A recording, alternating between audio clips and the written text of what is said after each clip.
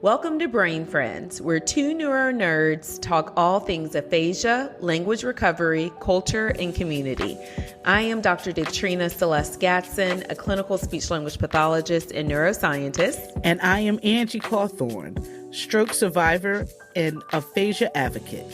Welcome to our show. Welcome to Brain Friends. We want to thank all of our listeners for downloading the podcast. We appreciate everyone listening, so please tell a friend to tell a friend that we are here. And we are. Hey, Angie. Dr. Celeste, what is going on? How are you? I'm so excited to be doing this right now because I just got finished seeing you. I know. We hung out this weekend at the Aphasia Awareness Conference in Philadelphia at Temple University. When I say the day was phenomenal, it was perfect in every way. To God be the glory. It was a phenomenal day. Like the food was good. Nobody was too cold or too hot in the room. The sun was shining. Yeah. The choir was okay. Shout out to Donna Drake. Listen, they were doing it.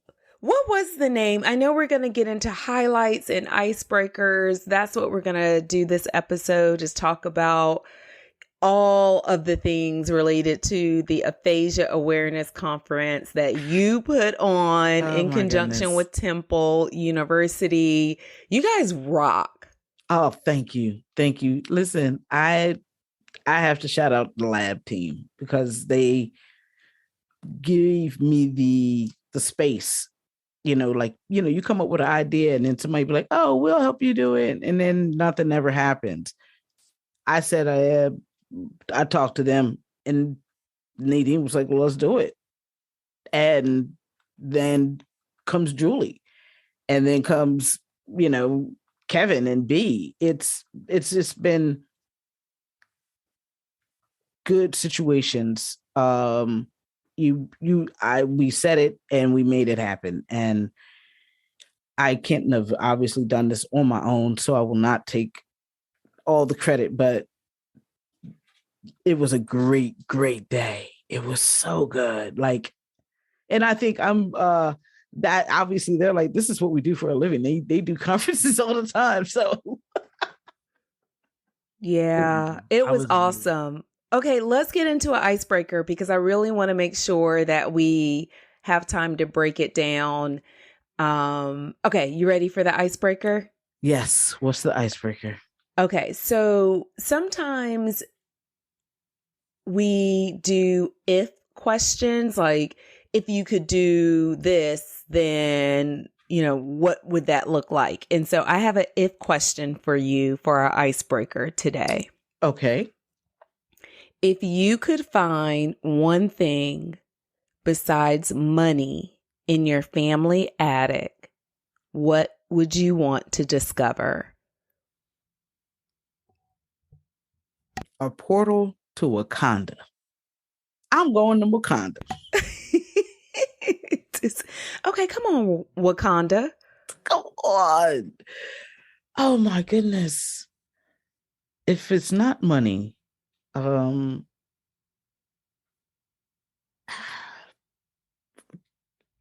peace. You would want to find world peace in your attic? In the attic. If you're saying I can find anything but money, a way to talk to my mom. Yeah. Passed on. If, a way to have a conversation, something like that. Please. Something like that. But, if you're just asking me some old craziness, I would say world peace. Okay, look, it's your attic, so you can have world peace in your attic. Would you? Unless I didn't understand the question. No. You understood it. If you could find one thing besides money in your family attic, what would you want to discover? Yeah, I would because it's either money or something that I could sell for money. So I'm going to go with I definitely think world peace would have a good price tag on it. it. Would be priceless. It would be priceless. That I would, something like that, like something that would help everybody is what I would hope to find. I mean, if I ain't going to find no money. Yeah. Because I'm not going to lie, sell all y'all out for a couple dollars. Y'all going to have to figure out this world peace thing on here. If I can get, that's terrible. I might have to edit that part out. No, we keeping it. We're keeping all the things. All the content. All the content. So what is it for you? If I could find one thing besides money in my family addict, I would like to discover my lineage. Like, of course, I've done some of the DNA testing, sites and companies, but I would like to just have it all there, the actual tree of who came from who, what part of Africa am I really from, and just being able to trace it that way is one of the things I would like to discover. I guess I'm a little bit more selfish. No, I love it. I want it to all be about me. Well, how far back on your tree have you gotten? My mama and daddy. Well, you're in luck. I will help you. I do that. Okay, good. Yeah. And I mean, listen, I tracked my people back, my mother's people back to late 1600s in North Carolina, free people of color. Wow. 1600s, North Carolina. His name was Jordan Thomas. And I come from, that's on my direct line from my mother. My father is, I can only go as far back as slavery, the 1800s. I think it's like the oldest person, her name was Dilly Woodard. And I can trace her back to like 1826, I think, in North Carolina. Yeah, in Rocky Mount. But I'll help. No, listen, you give me your grandparents' names and where they came from. Okay. I got you. No, okay. It's so easy nowadays. Back in the day, shout out to Cousin Rennie. He did my family back he went to Washington to do it. And he was doing it like Alex Haley style. So we've had to, and then now the internet, it's a lot, if you know what you're looking for. But yeah, I used to enjoy doing stuff like that. Okay, well, I'll definitely take you up on it. No, and maybe we can then share it with our listeners, right? The journey. Content. Okay, so let's dive, because I'm so excited to talk to you about your Aphasia Awareness Conference, where, I mean, you had an amazing keynote speaker, I hear. Word on the street. Word on the street is that your keynote speaker was amazing. And the jacket. And shout out to the jacket. From Ghana. Oh my God. Okay. Because that's the story too that I definitely want to share on how you introduced me. But before we get into it, I realize the importance of giving a clinical definition of aphasia, because as we're talking about aphasia awareness, I know that individuals that are experiencing aphasia know what aphasia is. Practitioners may know what aphasia is, but I want to give this definition just so we're on one accord. Aphasia is a neurogenic communication disorder that results from damage to portions of the brain that are responsible for language. And so for most people, these areas are on the left side of the brain, are often caused by a stroke or head injury. So, and then of course, aphasia impairs expression, understanding of language, reading, and writing. And most of the time, might be classified into categories of people being able to speak fluently, getting their words out, or non-fluently having difficulty getting their words out. It is, what's the word? Good that you brought your definition. I brought mine too. And because I felt like we were answering a lot of those type of questions for people at the awareness fair. And mine is a little bit shorter, but I'm going to share it. And it says aphasia is a language disorder due to a stroke, brain injury, brain tumors, or surgery, brain infections, or neurological disease. A person with aphasia, PWA, aphasians, may have difficulty speaking, reading, writing, and understanding, but judgment and intelligence are intact. An invisible disability. I like that. I like that part of an invisible disability. Yeah. Yeah. No two people are exactly alike, and there's a range of various forms of aphasia. Right. And that's the key. Like I can talk pretty good, but my understanding of things sometimes aren't as good. But somebody who might have a jolted speech, or they might have excellent recall in that way. But that just depends upon the injury, the size of the injury, and where it is on your brain. 2 centimeters to the left or the right, you might not be talking at all. There you go. That part.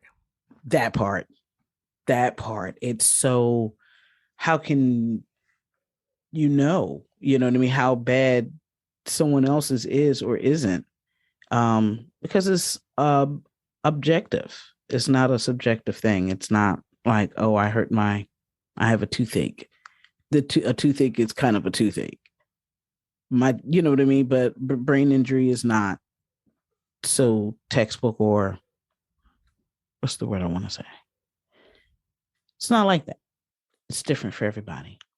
Right. And I think one of the things that is really important to understand is that even though there is a clinical definition, no two people are the same. And it's really important not to treat individuals as if they are the same, because there's not a textbook explanation. Right. There's right. I mean, the textbook gives us, it clusters and it gives us information. That's why individualization for therapy, for diagnostics, all of that is so important. That part, ask your client what they want to do. Just don't do what you decided you wanted to do on the way in. Right. Okay. On the way in. Okay. Let's get into the highlights. On the way in. Look, you in the car planning out what I need to do with my life. And you haven't asked me. You ain't asked me nothing. Okay, Angie. So let's break it down. Tell everybody from the get-go, give us the highlights, because I definitely want to share the highlights that I have from the conference this weekend. Well, the first thing we did, first of all, again, it was, spoiler alert, it was the perfect day. Spoiler alert. Let me just hit y'all with that. The highlights of the day was 10 o'clock. We opened the doors for the people. Registration went smoothly. We had about 160 people there in total. The morning session ran by Dr. Rebecca Pon and Riva Zimmerman out of University of Delaware, and shout out to Westchester, respectively. They did their morning session, which was phenomenal. I mean, it was, they could have kept going. Like, I didn't see anybody looking at their watch like, okay, how much more longer is this going to be? After those two, we had lunch. What was that morning session? So what did they do as part of the morning session? Oh, that was a great question. They did a question, not questions. They did care partner, and people with aphasia, a special session, closed session for just people with aphasia and their care partner to work on communication, to make sure, caregiver support, and giving the people with aphasia the opportunity to speak. And some of the questions they were asking is things like, things that you can do yourself, things that, working on the positive things that you have to be grateful for. And the people with aphasia were encouraged to, they had a couple of mics going around and giving people the opportunity to be heard. So it was an absolute great, people are still talking about the morning session as well as the keynote. But yeah, it was really, really good. And I think they could have went on another 20, 30 minutes easy. I mean, it was that rich, and they really set the table for the rest of the day. Wow. Awesome. After that, we had the lunch. People are actually complimenting the lunch. Like, how often does that happen at a conference where people actually enjoy the lunch? The food was good. Listen, the cookies, Temple, cherry and white, doing it big. I didn't even have a cookie, but I heard I missed out. I heard the cookies were worthy. And then after lunch, there was a jacket from Ghana and in the keynote. Yes, I got a jacket from Ghana while I was in Ghana, and I wore it, and it was so funny because Angie introduced me as Dr. Davetrina Seles Gatson and her coat from Ghana. Because Tay said so. You got to meet and Tay. I got to meet Tay, your best friend, which was so awesome. Yes. And your hubby, Charles, which is so awesome. Yeah, it was good. It was so good to just spend the time with you. And, because, we do this, but we don't really spend any time, but we really got to hang out. I got to see you in action, and just, you were everything I thought you were and more. Impressive, beautiful, smart, and a person that will wear that coat from Ghana. Oh. Everybody ain't buying that coat. No, you got to be fast. You got to be like, yeah, I'm taking that home to the Americas with me. Oh my goodness. Well, I definitely enjoyed the keynote piece of it, and some of my highlights besides the keynote piece was the choir. Yes. Shout out to now, what was the name of the inspirational choir? It was Sounds of Joy. Honey, and they gave me straight joy. Dr. Sheila Booker, my girl Donna Drake, they came through. Donna goes to my church, and I gave her a call, and I said, this is months ago, and I'm like, I'm having this event. And she was like, done. Just call Sheila, but we got you. As clear as your day. And I'm like, okay. And they came through, and baby, the Lord was magnificently worshipped in that place. Goodness. Temple, I'm sure, was not ready. Yeah. At one point, I FaceTimed my mom because one of the songs that they sung reminded me so much of my childhood, and her singing that song, especially when the tenors dropped. Yes, baby. Listen, don't let me find out I have some audio video of them. I might drop it in on the episode behind us talking. Oh, that would be so nice. Yeah, I might. Don't listen. They were bringing the entire thing. Yeah. So, but at your keynote, you talked about the disparities in the community. You taught on neuroplasticity and how that works. You touched on resources and why research and doing things with your brain are important. But you really honed in on why research and the things that you're doing at Georgetown are so important, and why people might want to consider availing themselves to research. Right. One of the things that, I shared there that I really believe is so true, especially when it comes to aphasia recovery and neuroplasticity, is that the client doesn't plateau, the clinician does. Love that. Yeah, because oftentimes what happens is, individuals will either run out of ideas or, they might label the client as not motivated. And one of the things that I hope really came across in the presentation is that it's okay to change therapist if that situation no longer serves you. And because our brain will form those new connections, it's really important to, one, ask the client what they want to do by looking at their health-related quality of life, because that's what helps the individual have that intrinsic motivation to do those things to get back to that piece of life. And then research really helps us understand what is going on in the brain, what we need to do to improve aphasia recovery, and most importantly, why do people with aphasia recover differently based on race, lesion size, or socioeconomic status. Exactly. And your keynote was so well received, and it was thoughtful and well done. I mean, and I'm just not saying that because we recording, but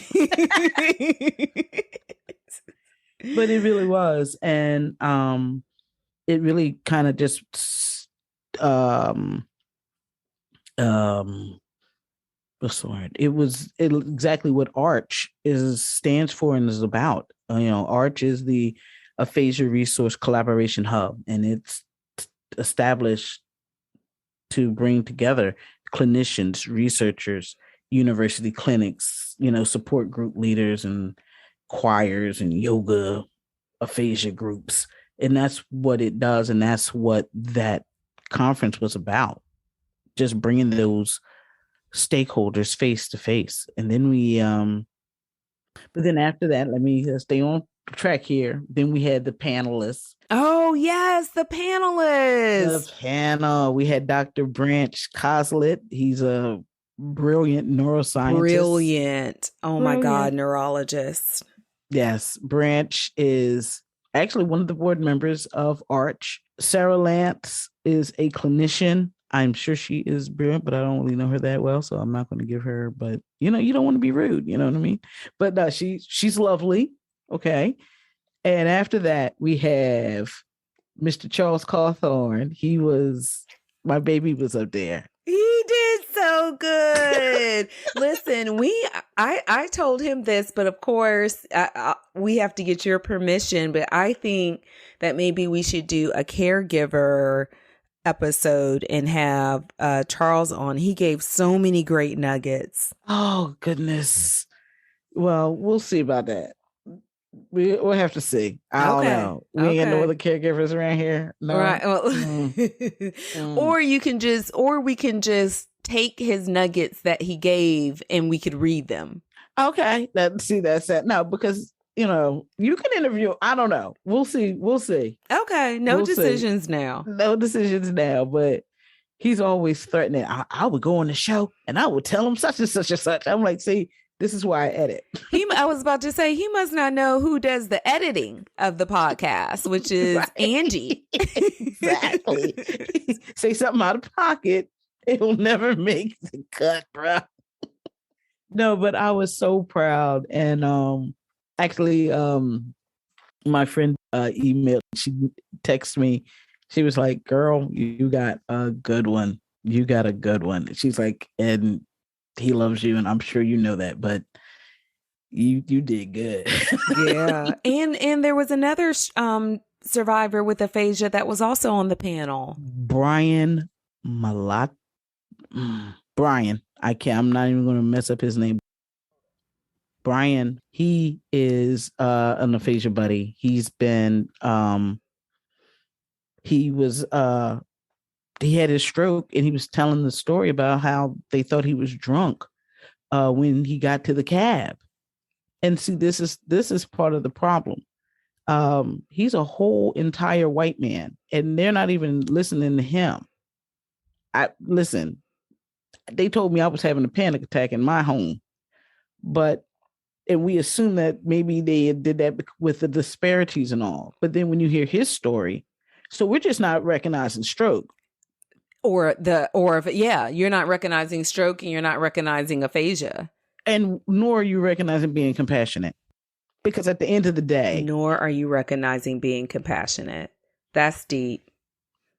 And that part. Plug that one. Yeah. Because even if Brian was drunk, so you just ignore him and leave? If a person is waving you down in some form of distress, rather than making the call, try some empathy, try some compassion. Oh, you're just having a panic attack. You want to go to the hospital? I mean, I'll take you if you want. Boy, if you don't get your ass in this car and drive me to a hospital, I ain't editing shit. You might have to. The other thing that was so huge about what Brian was sharing as part of his journey with aphasia, as he's still, I believe, in therapy, I asked him if a clinician had ever asked him what he wanted to do. Mm-hmm. And he said no. And that part, it really begged the need for clinicians to really use these patient-reported outcomes to make sure that you're getting at what the individual wants to do. Right. Because when you first start therapy, they are checking. It felt like in therapy, she was just kind of checking boxes of what she had to get done within. And she does, because the insurance company is not interested in what I want to do. Yeah, they are. And I think, yeah. And that's such a great statement that you made. And it just really shows why this avenue and this platform that we have is so important, because I think that there is this myth or this facade that, insurance companies will only reimburse the impairment level challenges and deficits that an individual with aphasia may have. You can write goals, you can write reimbursement to where you're targeting those participation and social level things that the individual wants to do, and they can be reimbursed by insurance. Wow. I didn't know that. Yeah. And I think that that's where it really is the education. It really takes this shift within our field to better understand it, and the more research that we are able to do within these social context areas. Like, even if there was a survey that went out to all of your people with aphasia and their caregivers that attended, and starting to collect that data and that information on how these types of activities are supportive, it can be so huge in the long run. Because we need to begin to quantify those answers. And then you can make a case for the funding that's needed to have more. Yeah. And not only to have more of these types, but, one of the things that I'm specifically speaking of that I know occurred for individuals that attended the Aphasia Awareness Conference, which is that social context, that social participation that happened from either standing up to answer a question or meeting another aphasian friend that also is experiencing the things. Those types of activities are what helps create recovery. Mm-hmm. Those are the things that can be reimbursed. One of the things that Brian did that I thought was so awesome is that he had a script that was shown on the screen while he spoke. And so I'm sure that the speech pathologist had worked with him to write out what he wanted to say in sharing his story. That whole social context piece is reimbursable. Wow. And whether they did it because he was preparing for this event, or rather you're doing it because you just want to be able to talk to your friends and family. Right. Well, first of all, shout out to Leslie V, because you met Leslie. She works with Branch. Okay. And she worked with him, and she's amazing. Actually, she's on the board as well of Arch. But they took the time, and we brought him. He wanted to come in and practice, did that. And they, but that's where you get that extra support from the universities from. They have the time and the resources. Hit up your university clinics. See what type of services you can get. But it really was a great day, and it was informative. Like so informative. It was so much good information. And actually, one of my board members called me and was telling me that she had a client that came, and he doesn't do well with crowds and things like that. And he was kind of pacing off to the side, and she comes up to him. She says, "You all right, buddy? What's going on?" He's like, "Well, I don't like crowds, and I don't know." And she says, "Well, are you okay? What do you want to do?" And he's like, "I don't like crowds, but I really don't want to leave. Wow. I really want to stay." Oh, what? Yeah. What? Mm-hmm. Oh man, that's what it's about right there. Right. That's what I don't want to be here, but I don't want to leave, because this is great information. This is a sense of community. This is a sense of belonging. These are my people. Exactly. They get me in here. Right. And when you're in a room, it's like going to a HBCU. Shout out SC State. You ain't gonna be the only one getting in shout outs. You see, I was quick with it. South Carolina State University. You popped right out with that, yeah. Ready to do a cheer too. I don't know if you can see my hands are on my hips. I saw you go I'm in formation. Yes. 5, 6, 7, 8. Yes, queen. Okay. Oh my goodness. Okay, Angie. So of course, like always, we are at time. And so I have one more question for you before we wrap up. How do we spread awareness about aphasia? We make more episodes. We have more conferences. We say the word aphasia. Yeah. We say the word aphasia. In the words of my good friend, Mark Harder, get the word out. We've got to get the word out. And I think that's the best. I'm actually kind of mad I didn't think of that, because that's some stuff I would have said. But but listen, I give credit where credit's due. Now I ain't gonna take the man's logo now. But yeah, he has get the word out, aphasia. And I'm like, yes. And for a person, when you have aphasia, you just want to get the word out. Right. So listen.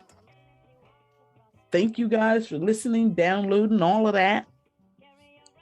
All the things. Friends. Oh, that was the other thing that I so loved. I met so many brain friends.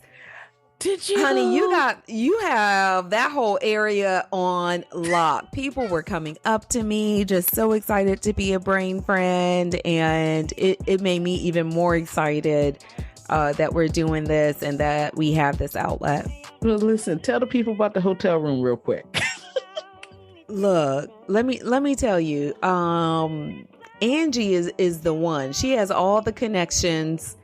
They spoiled me royally while I was there. I know what they're trying to do. They're trying to get me up there. Trying to bribe me with hotel suites with a beautiful view of Philadelphia. You know I'm extrinsically motivated by things and gifts. That's my love language. That's my love language. And then we're talking to the girl at the booth, and I'm like, listen, get your phone out.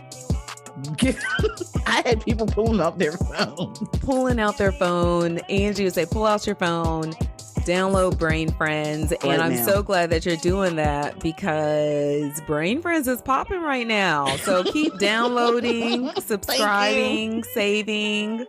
Telling all your friends. Sharing. All your friends. We need all that. We here for all of that. We are the Brain Friends. Thank you guys for listening, downloading, and checking us out and staying with us. Bye. Peace, y'all. Peace.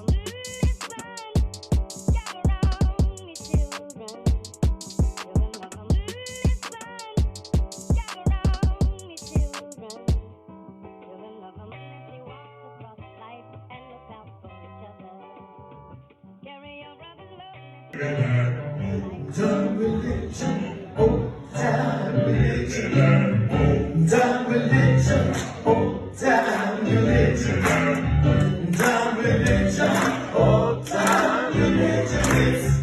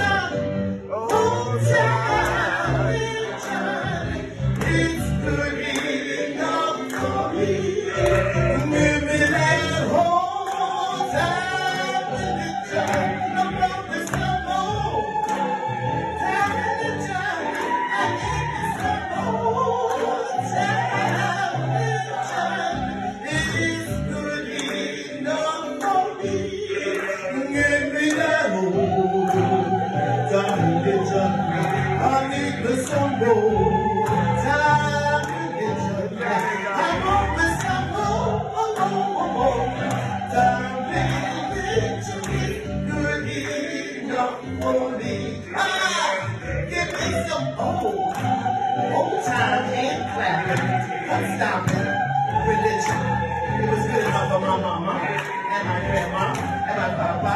I need this some more time.